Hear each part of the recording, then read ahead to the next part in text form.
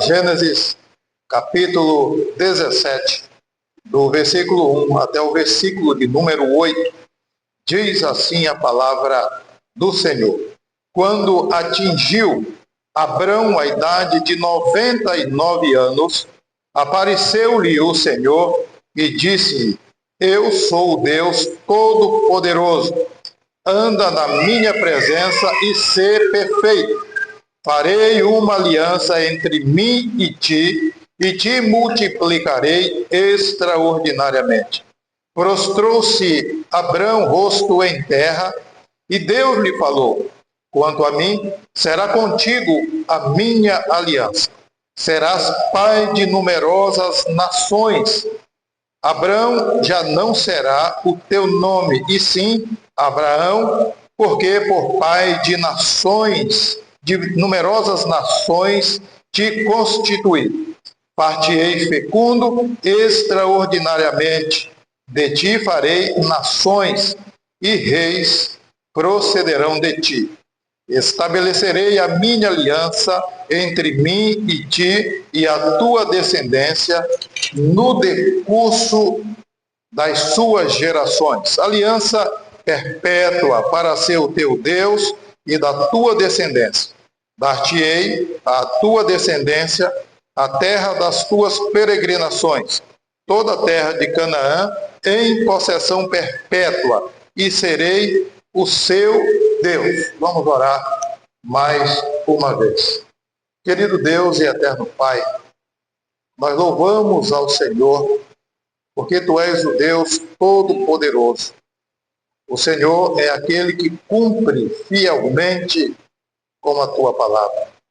E o Senhor elegeu um povo para ser Teu, ó Deus, para ter um relacionamento íntimo com o Senhor. E o Senhor estabeleceu a Tua igreja.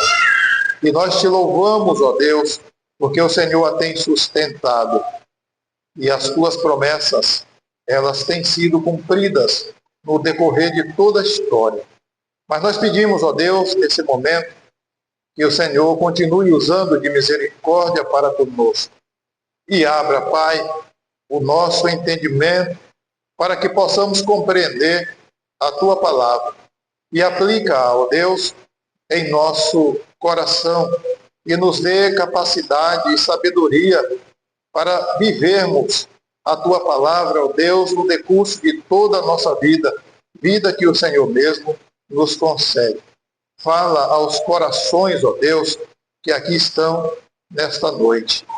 Pedimos que o Senhor esteja falando também, porventura, aqueles que estão entre nós e que ainda não foi alcançado por Tua graça, por Tua misericórdia, que o Senhor, ó Deus, faça isso nesta noite para a glória do Senhor, para que nós também possamos perceber, ó Deus, o Teu poder agindo no nosso meio. Nós oramos e pedimos ao Senhor essas bênçãos no nome santo de Jesus. Amém. Meus irmãos, na última vez que nós pregamos aqui, nós vimos a falta de paciência do casal, Sara e Abrão, em esperar a promessa do Senhor. E nós vimos que Sara tomou a sua serva Agar e entregou como segunda esposa a Abrão, para que através dela Sara pudesse ter filhos. E nós vimos que isso trouxe um conflito familiar. E Deus, ele veio e encontrou Agar, que havia fugido do deserto, trouxe novamente. E Deus, ele havia dito, tem dito a Abraão: Abraão, não será esse o teu herdeiro. Mas é interessante que quando nós olhamos lá no verso 17, do capítulo que nós lemos aqui, 17, veja o que Abraão diz. Então se prostrou Abraão, rosto em terra, e se riu, e disse consigo: a um homem de 100 anos há de nascer um filho, dará à luz Sara com seus 99 anos. E o verso 18, disse Abrão a Deus, tomara que viva Ismael diante de ti. O que é que Abraão está dizendo aqui? Senhor, eu já estou com... Deus aparece novamente, um ano depois dessa aparição aqui, Deus aparece a ele novamente. E Deus diz, olha, o ano que vem, Sara vai estar carregando um filho nos seus braços. E Abraão disse assim, o senhor parece que está brincando, né, Deus? Um homem de 100 anos e uma mulher de 90 anos, será que ela vai gerar um filho, uma mulher de 90 anos? Ou seja, se ela foi estéril a vida inteira, na sua juventude, ela não deu um filho a Abrão, agora com 90 anos, ela vai gerar um filho? Mas o que nós entendemos aqui é que Abraão cria que, de fato, o herdeiro dele seria Ismael, porque era impossível para um homem de 100 anos e uma mulher de 90 anos gerar um filho. E, de fato, aos olhos humanos é impossível, não tem como. Não tem como. E aí o texto diz agora que Deus, ele aparece a Abrão, veja, quando Abraão atingiu a idade de 99 anos. Quando foi que quantos anos Abraão tinha quando Ismael nasceu? Vocês lembram? Quantos anos ele tinha? Oi? 90? Não. A gente falou a semana passada. 86 anos. 86 anos. Então, Ismael tinha 13 anos aqui. Então, Deus, depois que teve aquele episódio, depois de 13 anos é que Deus vai voltar, pelo menos é o que diz a Bíblia aqui, depois de 13 anos é que Deus vai voltar a dar mais uma revelação a Abrão. E aí nós ficamos imaginando, como Deus demora, não é isso? 13 anos é um tempo longo para quem precisa gerar um filho. Então, à medida que o tempo vai passando, para Sara fica difícil gerar um filho. Ou seja, para o casal aqui, era impossível nascer um filho deles. Não tinha jeito. E Abraão, ele cria que o plano dele estava correto. O plano dele com Sara de gerar, através de Agar, um filho. E Deus, então, aparece aqui e vai confirmar essa promessa que ele fez há 13 anos atrás. Ele não só vai confirmar a promessa, mas ele vai expandir essa promessa. Então, o que é que nós temos aqui? A expansão das promessas pactuais de Deus com Abraão. Deus vai expandir essas promessas. Esse é o nosso tema de hoje. Deus vai expandir essas promessas. Então, vamos prestar atenção aqui e nós vamos sair daqui com o nosso coração confortado diante desse texto, porque para Deus não existem impossíveis, impedimentos. Não existe. Então, se você acha que a sua situação, que o seu caso é difícil, é porque talvez você não conheceu ainda o Deus da igreja, aquele Deus que você confia nele. Então vamos lá. Em primeiro lugar, que nós devemos olhar para o texto, é para quem faz essa promessa de expansão. Quem faz, na realidade, a promessa de expansão. Quem é que faz?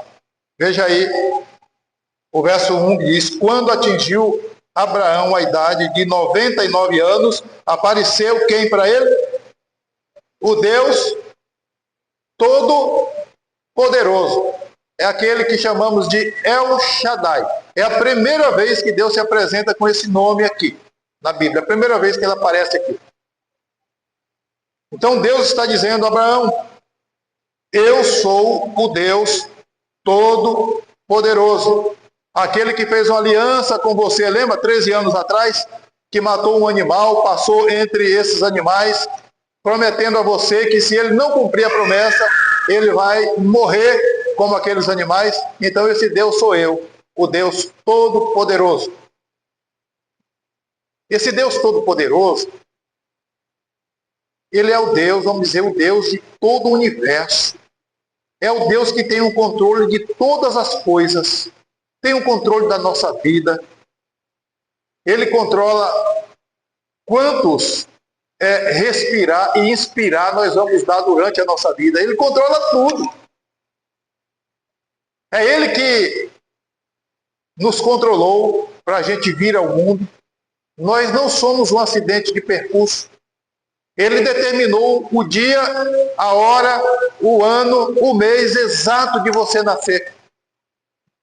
Você nasceu na família que Deus queria que você nascesse. No país e na cidade que Ele queria que você nascesse. Não foi à toa. Porque esse Deus, Ele é o Deus Todo-Poderoso.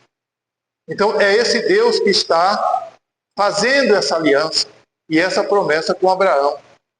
Ele está dizendo, é uma garantia que ele está dando a Abraão. Ele está dizendo, Abraão, não tem, porque eu sou o Deus Todo-Poderoso. Meus irmãos, vamos olhar. Eu estava, antes de vir para a igreja, olhando a lua. Se você for estudar, eu gosto de... Se eu tivesse uma chance, eu queria ser astrólogo. Estudar aí os astros aí, porque é coisa grandiosa, né, que esse espaço nos apresenta aí. Então a gente vê a Lua, parece que está lá paradinha. Não, mas nós estamos andando a uma velocidade enorme aqui nesse universo. A Lua girando em torno da Terra, a Terra girando em torno do Sol. E aqui, sabe? E nós estamos caminhando numa velocidade... Há quantos anos nós estamos caminhando numa velocidade tremenda? E esse universo não acaba. Você já parou para imaginar a grandeza desse Deus? Que mantém tudo isso aí grudado no nada, no espaço.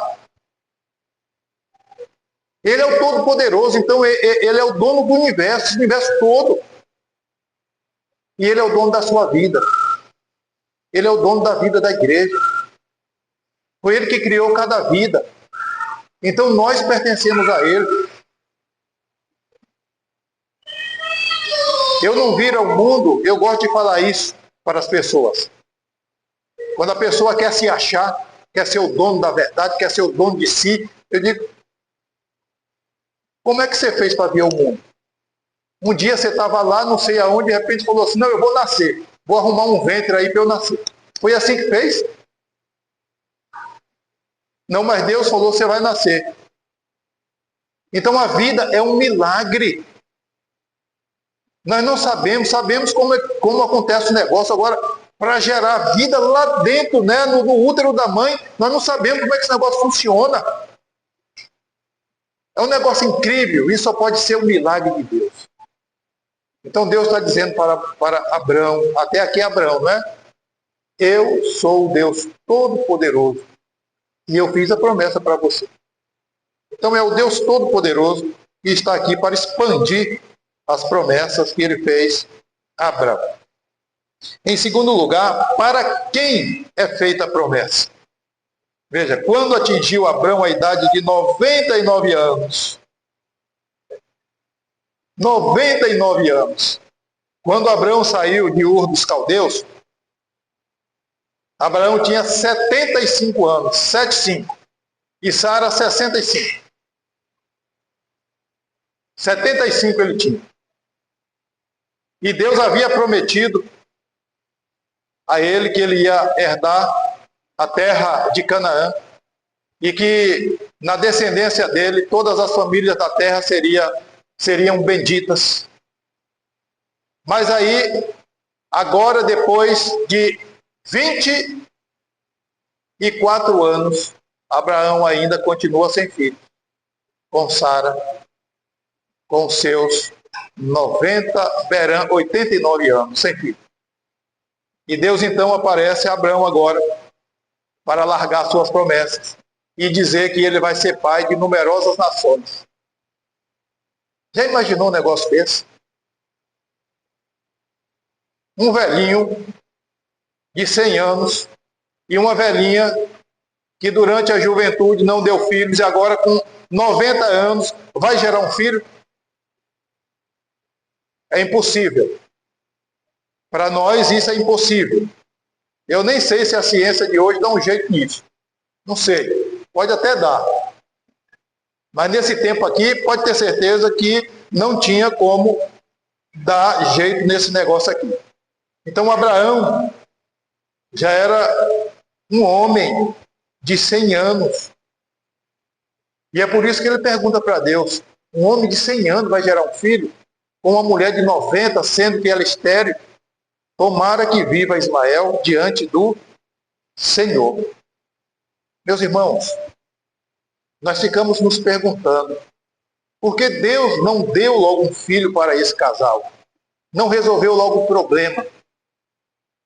Veja, já se passaram 2 décadas e quase meia, metade da outra. E Deus não concede um filho para Abraão. Já imaginou a angústia desse homem? Perguntando, quando será, Senhor, que você vai cumprir? Vai esperar eu morrer primeiro? Para poder cumprir essa promessa? Mas nós já falamos aqui, não é isso? Que o tic-tac do relógio de Deus não é igual ao nosso. É diferente. O tempo para Deus não corre como corre para nós. E nós precisamos esperar. Só que Abraão cometeu o erro lá atrás. 13 anos atrás, ele não esperou. Não quis esperar. Mas não vai dar certo. Sabe por quê? Porque Deus ele tem um projeto. Esse Deus todo-poderoso, ele tem um projeto. Ele não vai chegar nem adiantado e nem atrasado. Ele vai chegar no tempo predeterminado por ele. E não adianta você querer passar o carro na frente dos bois, porque não vai dar certo. Então, as coisas andam de maneira como Deus harmonizou, como Deus ordenou que elas têm que andar. Muitas vezes, irmãos, nós queremos as coisas diante de Deus para ontem, e Deus está dizendo, ainda não é o tempo, espere. E você vai alcançar. Não é o tempo ainda de você receber o que você quer. Espere. Então Deus, Ele sabe o que está fazendo. Deus está em pleno controle da situação. Porque para Ele não há nenhum tipo de impedimento. Não importa quantos anos Abraão terá, e não importa quantos anos Sara terá. O filho que Ele prometeu virá. Virá. E não duvide disso. Porque o Deus que do nada fez todas as coisas, Ele não pode tornar uma mulher, uma velha, fértil. Só depende dos propósitos dele. E foi assim exatamente, nós vamos ver depois que ele fez com Sara. 90 anos ele tornou Sara fértil para gerar apenas aquele filho, que era o filho da promessa, do qual viria Cristo Jesus. Então, meus irmãos,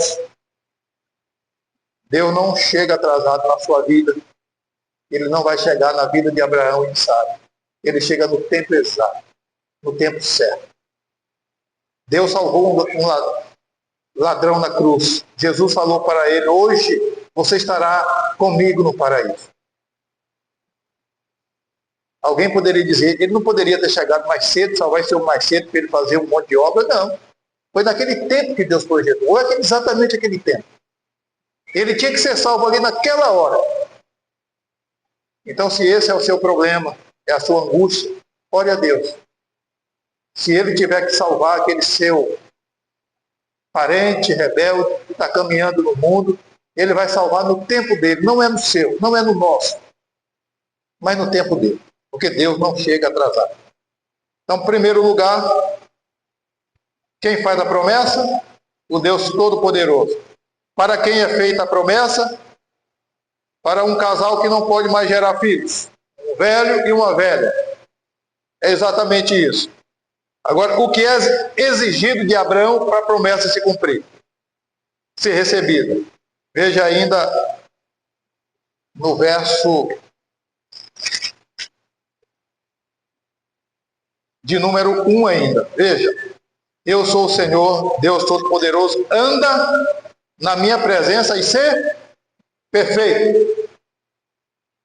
Então, não que Abraão seja igual a Deus, não é isso.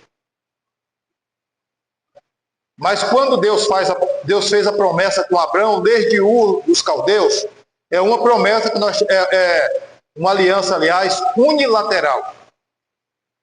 Ou seja, Deus não perguntou para Abraão se ele queria aceitar.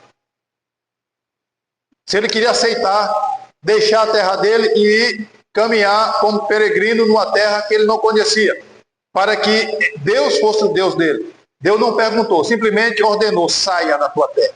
E Abraão saiu. Agora, no cumprimento dessa aliança, aí ela se torna unilateral ou bilateral. Tem a parte de Deus e agora a parte do homem.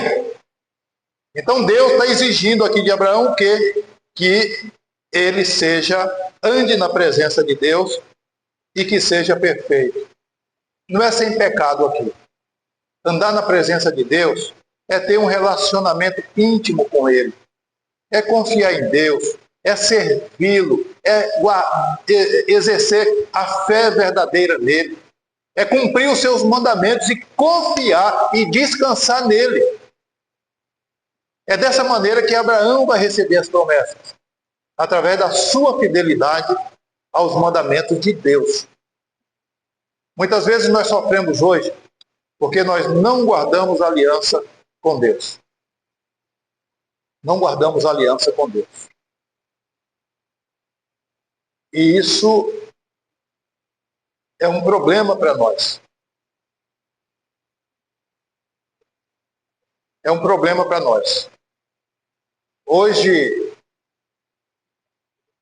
nós erramos,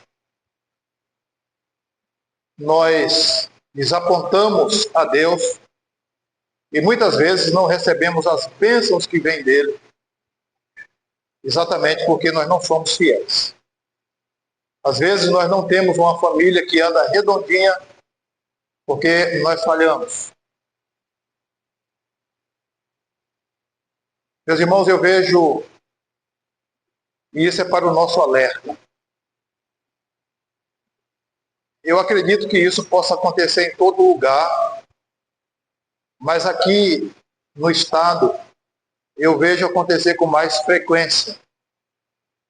A esposa vivendo num lugar e o marido no outro, por causa de trabalho. Um vivendo lá e o outro cá, por causa de trabalho. A palavra de Deus é clara a esse respeito. A palavra de Deus ensina o seguinte: Paulo vai dizer que o homem, ele não deve, de maneira alguma, e nem a mulher, por nenhum motivo,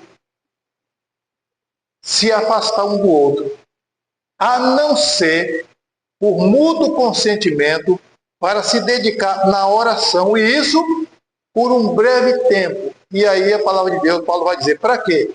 Para que Satanás não vos tente ao adultério. É isso que ele está dizendo. E aí, irmãos, e tem crente fazendo isso. Tem crente fazendo isso. E quando o negócio desanda, aí a pessoa vai perguntar a Deus, por que desandou na minha vida isso? Por que isso aconteceu? Muitas vezes é porque você não foi fiel a Deus. A pessoa não foi fiel a Deus, não cumpriu o mandamento de Deus. E ele foi tentado por Satanás.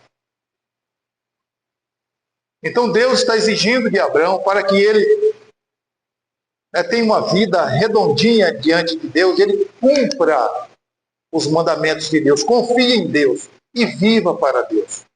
É só isso que Deus exige e mais nada. É isso que Deus exige de nós, de cada um de nós. Ele está dizendo, viva os meus mandamentos. Se você me agradar, é como se ele dissesse assim, eu vou ficar sem jeito quando você me pedir uma coisa justa. Eu vou lhe conceder. Nós vimos aqui pela manhã na escola dominical. Mas muitas vezes, irmãos, nós falhamos. Não é que Deus vai nos abandonar, Ele não vai.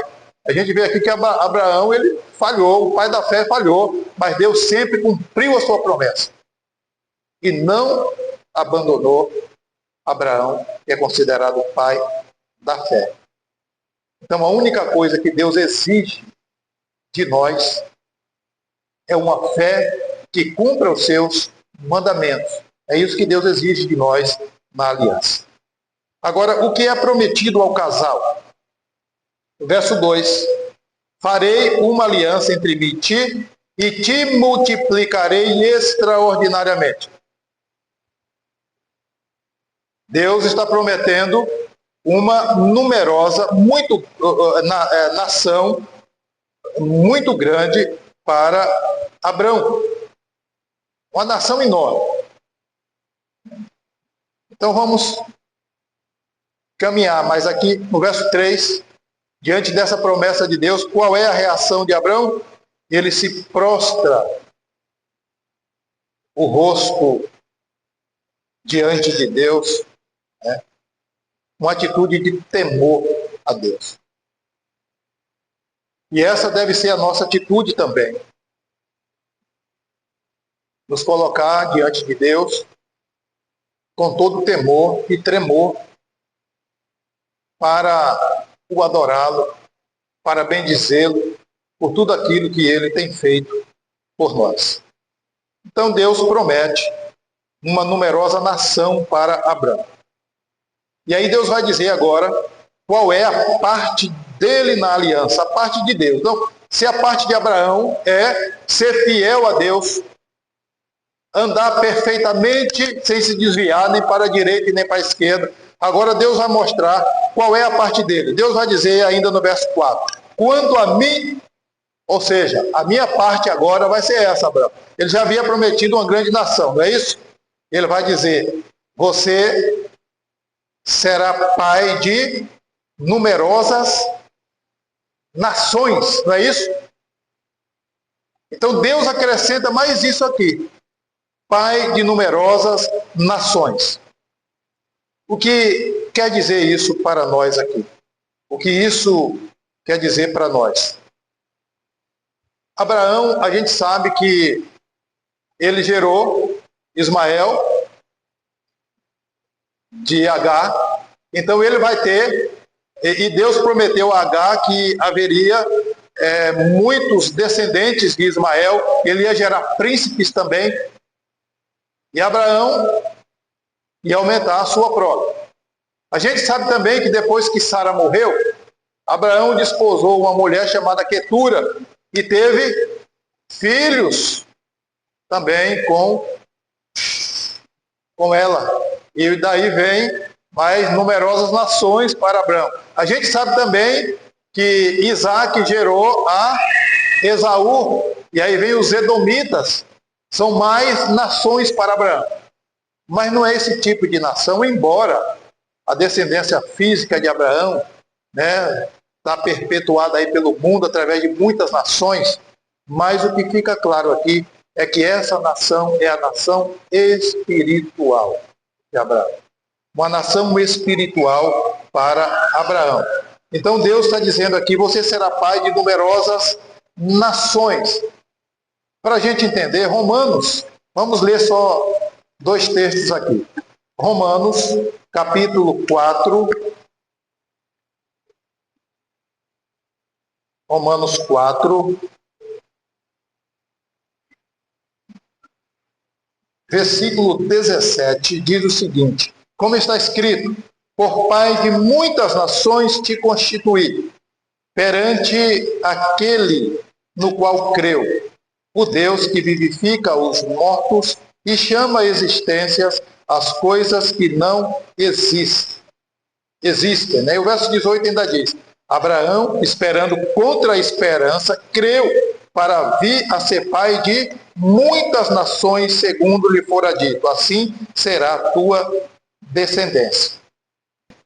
Gálatas 3, 16, versos 6 a 9, diz assim: o caso de Abraão é o caso de Abraão que creu em Deus, e isso lhe foi imputado para a justiça. Sabei, pois, que os da fé é que são os filhos de Abraão.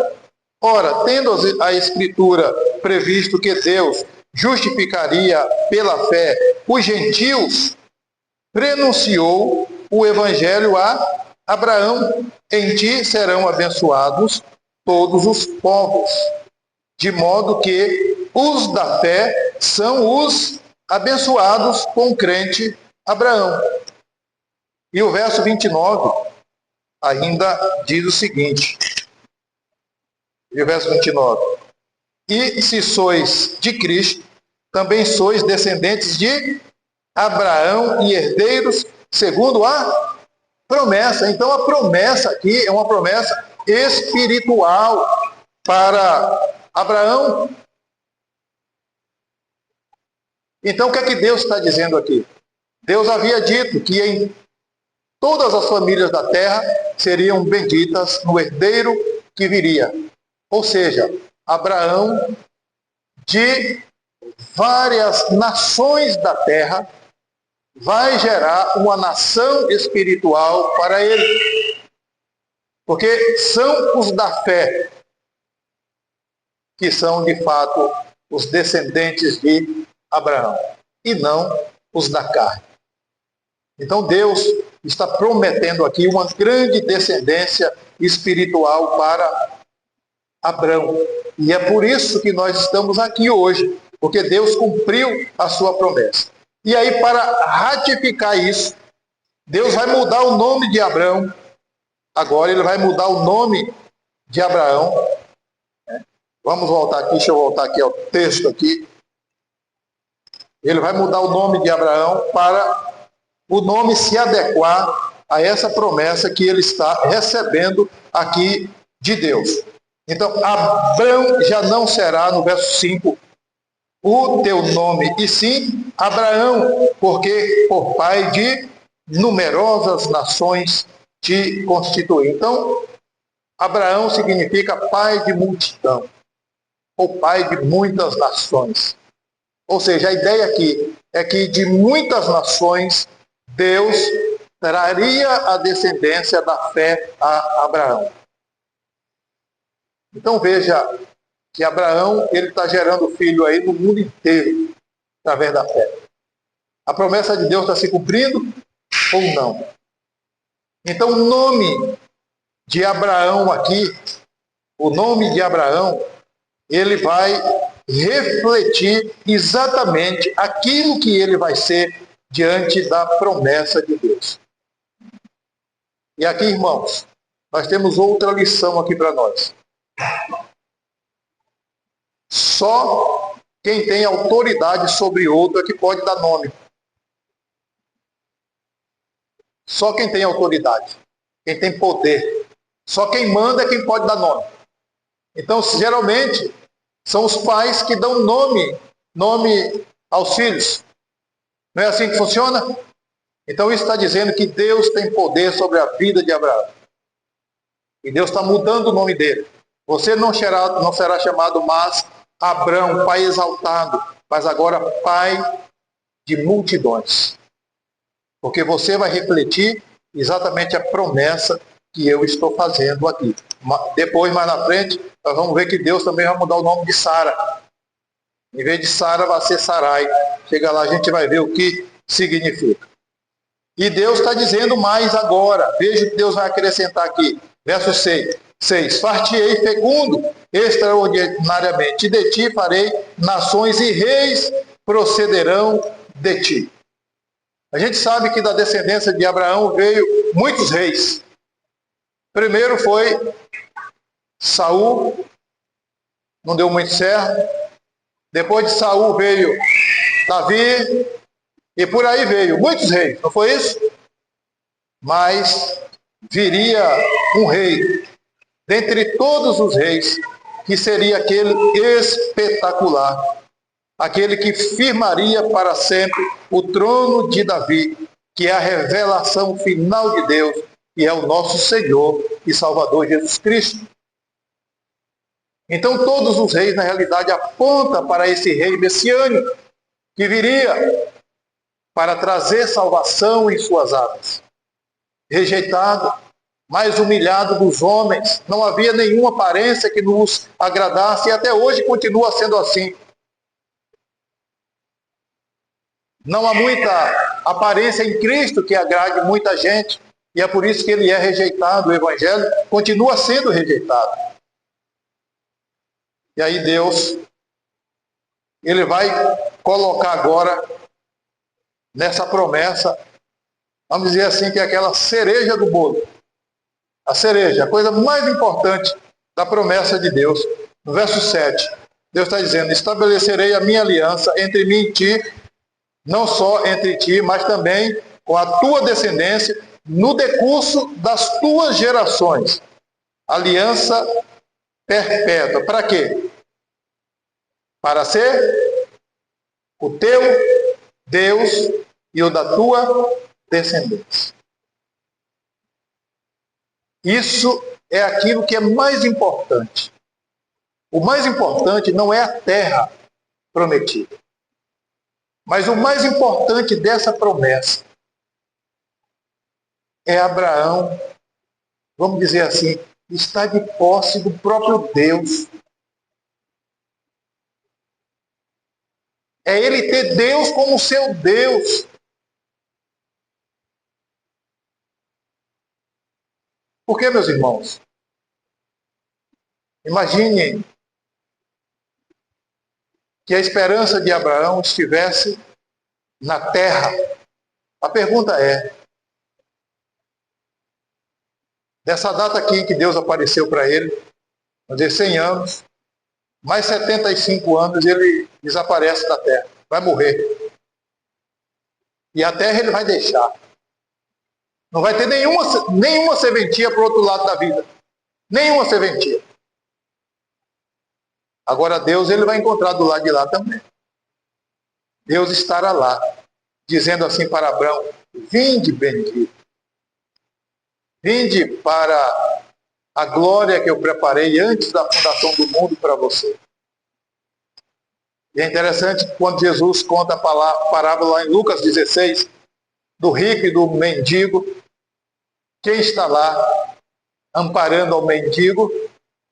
Ele está lá no seio de, ou seja, no céu. Não é isso? Está lá no céu. Então, o mais importante da vida de um ser humano aqui nesse mundo, veja, o mais importante não é o seu cônjuge. O mais importante não são os seus filhos. O mais importante não é a sua conta bancária. O mais importante não é a sua saúde física. O mais importante não é a quantidade de curso de faculdade que você tem. O mais importante é você ter Deus como seu Deus. Se você tiver Deus, você tem tudo. E Deus está dizendo a Abraão: eu vou ser o seu Deus e o da sua descendência. Você só precisa me obedecer. E aí Deus está dizendo: mas para alegria tua, eu vou te dar também aquilo que eu prometi. A tua descendência vai herdar as terras das tuas peregrinações, toda a terra de Canaã, em possessão perpétua. E serei o seu Deus. Serei o seu Deus. Então veja que maravilha, irmãos. Deus está dizendo: se você for fiel a mim, eu serei o seu Deus e o Deus da sua descendência.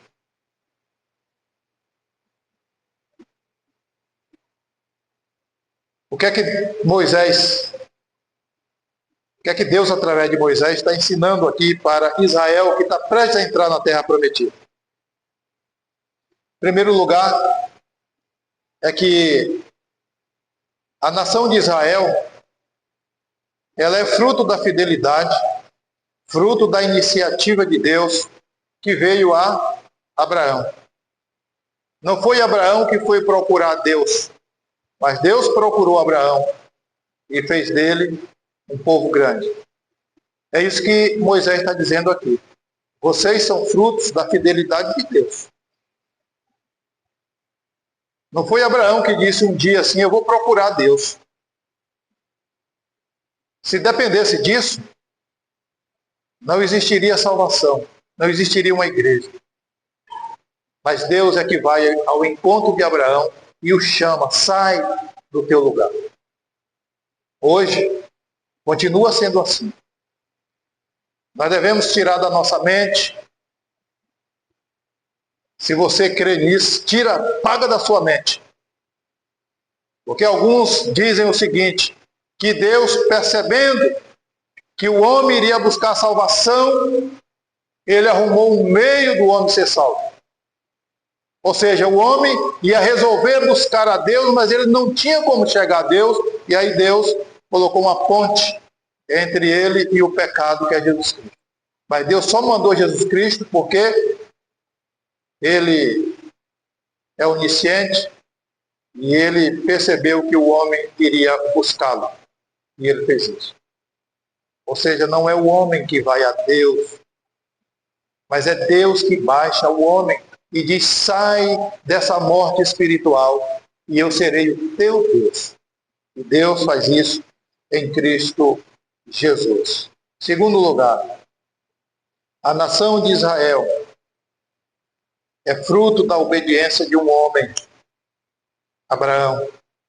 Condição exigida por Deus para que as promessas fossem concedidas.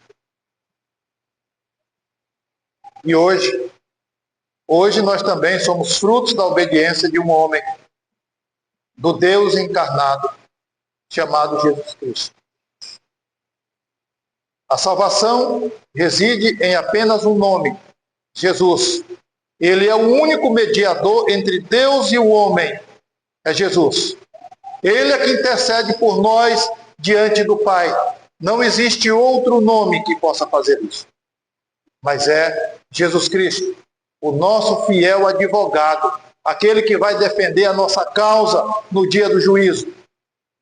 Porque Deus, ele virá como juiz e ele vai dizer, você está condenado, e Jesus vai dizer, não, meu Pai, eu morri por esse.